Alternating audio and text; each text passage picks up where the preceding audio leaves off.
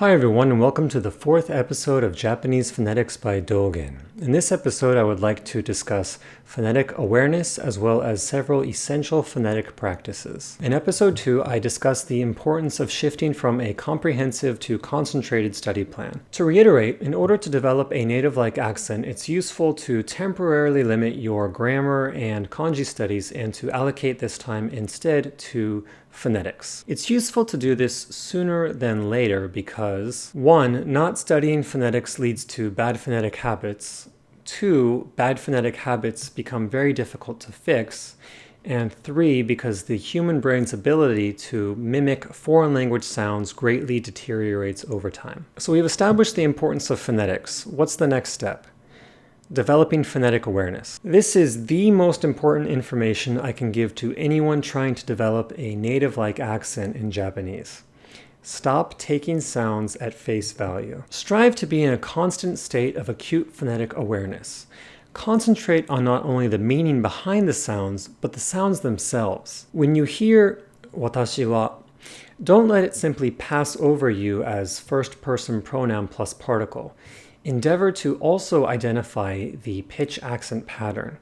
Is it atamadaka? Is it nakadaka? Is it odaka? Is it heiban? It is not the knowledge of these phonetic patterns, but the effort involved in actively trying to discern and mimic these phonetic patterns that actually improves your listening and speaking abilities. This is why I've decided to cover phonetic awareness and useful phonetic practices before actually introducing each of the individual pitch accent patterns. The notion of listen harder is very deceptive in its simplicity, so I'm going to say this one more time for emphasis.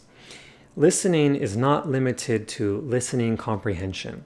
Search for the pitch accent patterns in individual words and also phrases. This active listening mindset will do more for your speaking and listening abilities than any knowledge related to pitch accent patterns. Part 2, Essential Phonetic Practices.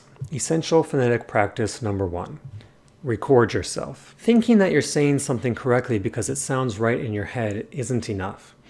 Oftentimes, the way that you think you are saying something and the way that you are actually saying it is completely different. This phenomenon is why many people are uncomfortable hearing themselves speak.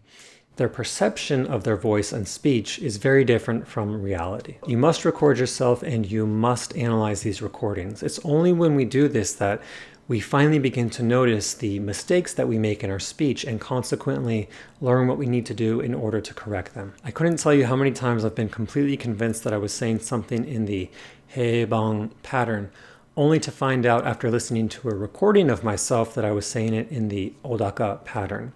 Now obviously, we can't fix these kind of mistakes if we're convinced that we're not making mistakes. I recommend that you spend at least 30 minutes every day doing word by word or phrase by phrase shadowing exercises and then spending another 15 to 20 minutes analyzing these recordings. In terms of shadowing materials, I recommend that you use the recordings from whatever curriculum you're already engaged in, as these materials are most likely appropriate for your specific study level. In other words, if you've been using Genki CDs for grammar, vocabulary, and listening comprehension, I would encourage you to continue to use these CDs, but to use them now for pitch accent practice. Later in this lesson, I will also introduce another material and practice that you should use to supplement these level-specific shadow recordings. Takeaway point: recording and analyzing your spoken Japanese is one of the key practices in improving your pitch accent and pronunciation, and also changing an active phonetic awareness into an unconscious habit. This physical practice is what really gets the phonetic gears turning. Essential phonetic practice number 2. This one will be somewhat controversial. Limit your exposure to non-native Japanese. I fully appreciate that having an even non-native language partner can be very effective for communication and developing the confidence necessary to speak a foreign language in front of other people. That being said, I do believe that the typical foreign language classroom, which consists of about 25 to 1 in terms of non-native to native speakers, I don't believe this is an effective environment for learning phonetics specifically. This creates an interesting situation for people that are already taking Japanese classes. Should you keep taking the classes or should you stop and try something else? Well, I would first encourage you to analyze your Japanese learning environment. Are your classmates all very motivated? Does your teacher understand the importance of phonetics? Is most of the Japanese that you hear in the classroom native Japanese?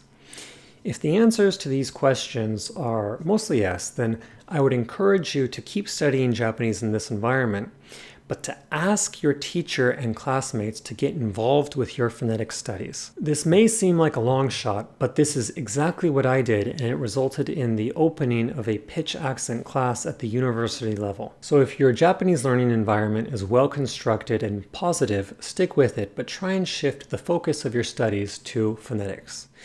On the other hand, if your classroom is full of people who are trying to get an easy A and your teacher is a non-native grammar Nazi, I would encourage you to weigh your options. Again, I personally throttled down on kanji and grammar studies for almost 2 years as my long-term goal was developing a native-like accent.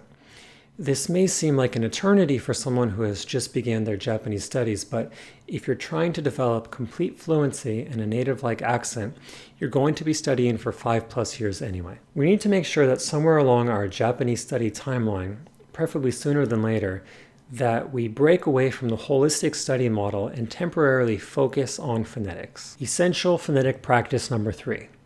This goes hand in hand with essential phonetic practice number 2.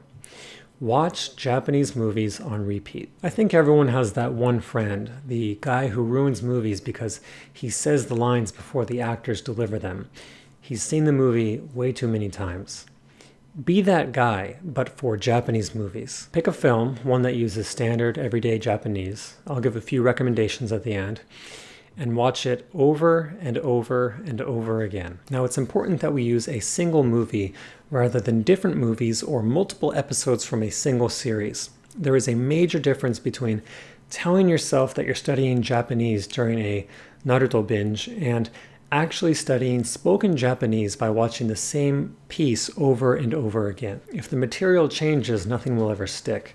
It'll enter your short-term memory and leave the minute you begin episode 2. It's critical that we watch the same thing over and over again such that it is ingrained in our long-term memory. The purpose of this exercise is to memorize an entire Japanese movie that you can freely summon for phonetic reference. We want to memorize the sounds of Japanese, and we want to memorize words by their sounds rather than their spelling or kanji characters. Thus, movies over textbooks or kanji apps. Combine this with phonetic awareness and level-specific shadow recording, and you're well on your way to developing a solid phonetic foundation. In terms of materials, I recommend the first 2 episodes from a romance called Orange Days, Orange Days, or the fantastic drama Tokyo Sonata. Watch and listen whenever you have time. I used to do this up to 4 times in a day when I was studying Japanese phonetics intensively, and I would even have movies going when I was sleeping. When you get more comfortable with the material, also start recording yourself going over the lines of that movie and comparing it with the native speech in that movie. Summary for today's episode. Develop your phonetic awareness, record yourself every day, and immerse yourself in spoken Japanese. Okay guys, so that's all for this episode. In episode 5, I will begin to introduce Japanese pitch accent terminology, and in episode 6, I will begin to introduce the individual pitch accent patterns of Japanese. The various free third-party tools you can use to supplement your phonetic studies will come slightly after that and will be presented in their entirety on both Patreon and YouTube. Thank you for your continued support, and see you again soon.